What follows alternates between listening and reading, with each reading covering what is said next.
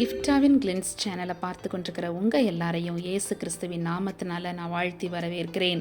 நம்ம இந்த நாள்லையும் என்னடா இது எலிப்பொறி மாதிரி இருக்கே அப்படின்னு பார்க்குறீங்களா? அதுவே தான் நம்மளுடைய டாபிக் கூட எலிப்பொறி. மனுஷனுக்கு செம்மையாய் தோன்றுகிற வழி உண்டு, அதின் முடிவோ. நீதிமொழிகள் 16:25 நீங்கள் பார்த்தா தெரியும். எலி பிடிக்கும் எலிப்பொரியை பார்த்துருக்குறீங்களா? அதனுள்ள வைக்கப்பட்டிருக்கும் சிறிய துண்டு வடைக்காக எலி என்ன பண்ணும் தெரியுமா? உள்ளே போயிடும். மிக ஆவலோடு அதை சாப்பிடுமா.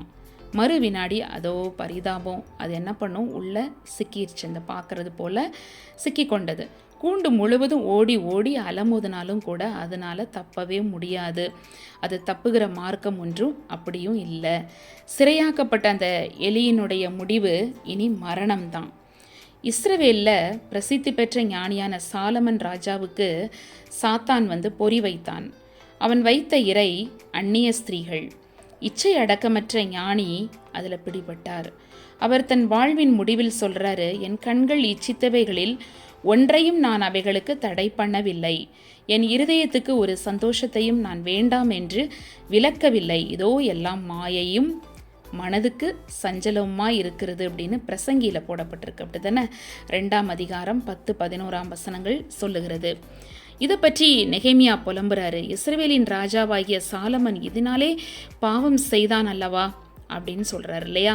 அவனை போன்ற ராஜா அநேகம் ஜாதிகளுக்குள்ள உண்டாயிருந்ததில்லை என்று வேதம் சொல்லுகிறது. அவன் தன் தேவனாலே சிநேகிக்கப்பட்டவனாய் இருந்தானாம். தேவன் அவனை இஸ்ரவேல் அனைத்தின் மேலும் ராஜாவா வைத்தார். அப்படிப்பட்டவனையும் மறு ஜாதியான ஸ்திரீகள் பாவம் செய்ய பண்ணினார்கள் அப்படின்னு நெகேமியால 13:26 கூட நம்ம பார்க்குறோம். எலிப்பொறிகள் ஜாக்கிரதை.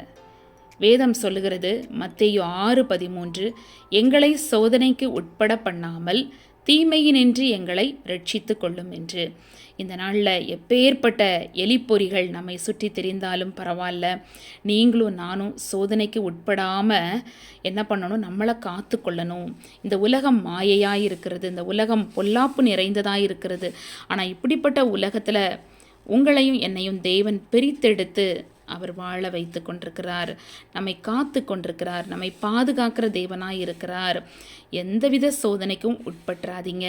தீமையினின்று உங்கள் ஆத்மாவை ரட்சித்து கொள்ளுங்க. சேஃபாக இருங்க. இன்னைக்கு தேவன் தாமே உங்கள் ஒவ்வொருவரையும் ஆசீர்வதிப்பாராக. தொடர்ந்து நம்ம சேனலை பாருங்கள். இன்னும் சப்ஸ்கிரைப் பண்ணாதவங்க நம்ம சேனலை சப்ஸ்கிரைப் பண்ணுங்கள். அநேகருக்கு நீங்கள் ஷேர் பண்ணுங்கள். நம்ம பெற்றுக்கொண்ட வார்த்தைகளை அவங்களும் பெற்று பயன்பெறட்டும். கர்த்தர் தாமே உங்கள் ஒவ்வொருவரையும் ஆசீர்வதிப்பாராக. இன்றைக்கி நான் சால்மன் மீன் பற்றி தான் சொல்ல போகிறேன். இன்றைக்கி அந்த மீன் நான் வாங்கியிருக்கிறேன். இது சீனர்களுக்கு ரொம்ப பிரியமான மீன் என்று அழைக்கப்படுகிறதாம்.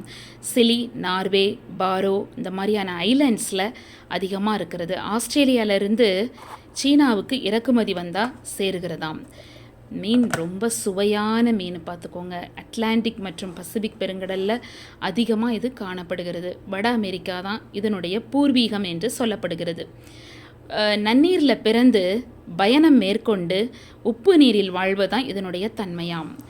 முட்டையிடுவதற்கு நன்னீருக்கு இது செல்லுமாம். இதற்குரிய பண்பானது அனாட்ரோமஸ் அப்படின்னு அழைக்கப்படுகிறது. முடி, தோல், மூட்டு, மூளை வளர்ச்சிக்கு இது உதவுகிறது. விட்டமின், தாது, ஒமேகா 3 இந்த மாதிரியான சத்துக்களை இது கொண்டதாக காணப்படுகிறது. இருதய நோய், உயர் இரத்த அழுத்தம், அதிக கொழுப்பு, நீரிழிவு நோய், மூட்டு வீக்கம், மன அழுத்தம், மூளை கோளாறு, தோல் வகையான வியாதிகள் இதெல்லாவற்றுக்கும் இது ரொம்ப பயனுள்ளதாக இருக்கிறது. Vitamin B1, B2, B3, B5 இதெல்லாம் இதில் அடங்கி இருக்கிறதாம். அது மாத்திரம் இல்லை, இதில் அதிகப்படியான ஆயில் இருக்கிறது அப்படின்னு சொல்கிறாங்க.